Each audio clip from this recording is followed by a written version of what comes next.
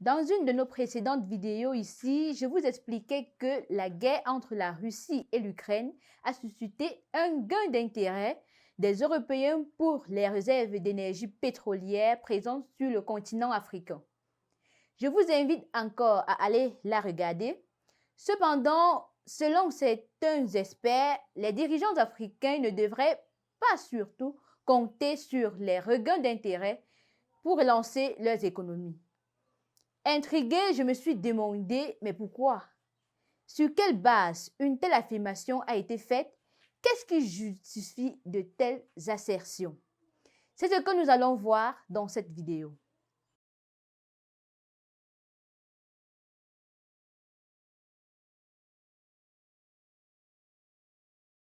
Merci de rester fidèle à Investir Innover en Afrique TV. Je m'appelle Montessori Boni. Je suis journaliste et vous apprendrez de moi ici toute l'information dont vous avez besoin en ce qui concerne les différents projets d'investissement sur le continent africain. Et de plus, vous avez l'occasion d'adhérer à notre communauté premium constituée de personnes intéressées par l'investissement en Afrique. Cette adhésion vous donne droit à nos contenus exclusifs, à nos lives sur l'investissement, à un réseau de personnes qui peuvent vous aider à développer votre business. Vous pourrez également avoir une levée de fonds en equity crowdfunding pour financer vos projets. Alors n'hésitez pas à adhérer à notre communauté au cas où vous serez intéressé par cette offre. Dans ce cas donc, vous allez vous diriger tout simplement vers le bouton rejoindre. Il est au bas de la vidéo, à côté du bouton d'abonnement. Et vous deviendrez ainsi membre de cette communauté premium à raison de 2,99 € seulement. Revenons à notre sujet du jour. Regain d'intérêt pour les énergies pétrolières de l'Afrique, le Sénégal, l'Angola et bien d'autres sont déjà lorgnés par les pays de l'Union européenne. Ils ont mis un programme en place au bout duquel ils seront totalement indépendants du gaz, quelle que soit son origine, d'ici 2027. C'est le programme REPowerEU présenté par la Commission européenne après à peine 12 jours du début de la guerre en Ukraine. Ce programme devra permettre à ces pays de l'Union européenne de se passer des 2/3 des importations du gaz russe d'ici décembre et complètement dans 5 ans. Dans ce processus, l'Afrique, éternelle mamelle nourricière, peut-être, est un terrain très intéressant pour les économies de l'Union européenne. Dès les premières hostilités de ce conflit entre la Russie et l'Ukraine, la Tanzanie, par exemple, a reçu beaucoup de coups à sa porte pour son gaz, étant donné que ce pays regorge à lui tout seul les deuxièmes plus importantes réserves gazières du continent. L'Afrique, qui assurait jusque-là moins de 20% de la consommation gazière du vieux continent, est pour ainsi dire devenue une destination privilégiée pour les délégations officielles européennes accompagnées des dirigeants des majors pétrogazières. On s'est peut-être dit, quelle aubaine! Cette guerre est un mal pour un bien, enfin, des débouchés pour écouler le gaz africain. Mais non, ce n'est apparemment pas le cas, étant donné que les contrats proposés par les Européens ne sont pas si juteux que ça, enfin. Dans un rapport publié en juin dernier et intitulé « Approvisionnement de l'Europe en gaz africain, entre espoir et dure réalité », le nouvel engouement de l'Europe pour le gaz naturel africain s'inscrit dans une logique à court et à moyen terme. Il ne s'accompagne ni de financement conséquent dans le développement de nouveaux gisements, ni de contrats d'achat à long terme.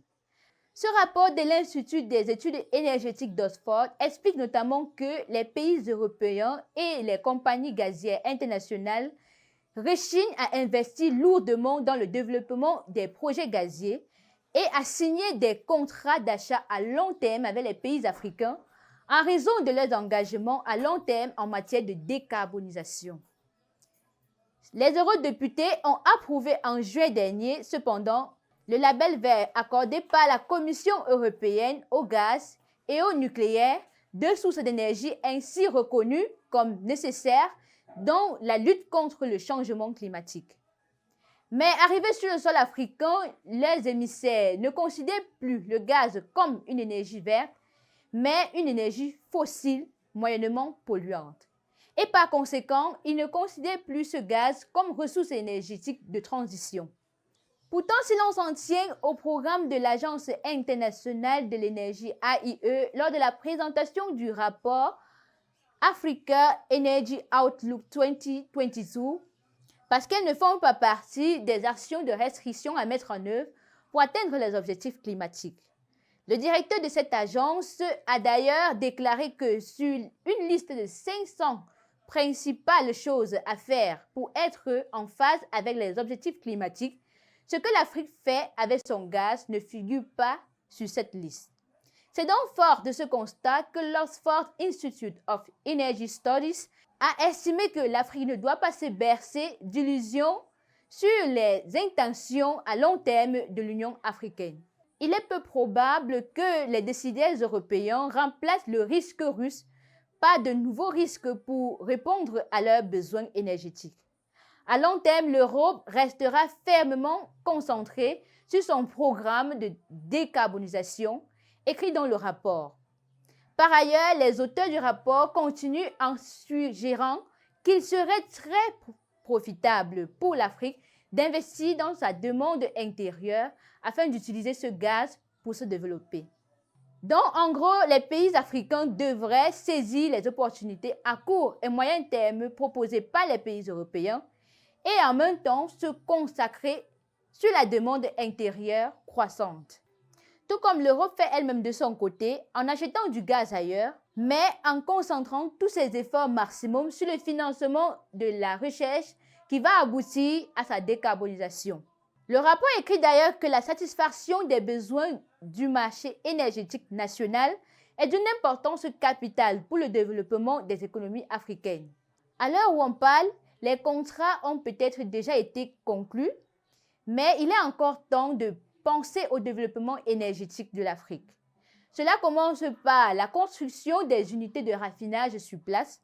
C'est vraiment dommage d'ailleurs qu'en 2022, un pays comme le Cameroun, exportateur de ressources pétro-gazières, souffre de pénurie de gaz domestique parce que tout est importé. Voilà donc famille, vous savez maintenant pourquoi l'Afrique ne doit pas compter sur l'embargo sur le gaz russe et le pétrole pour espérer son développement.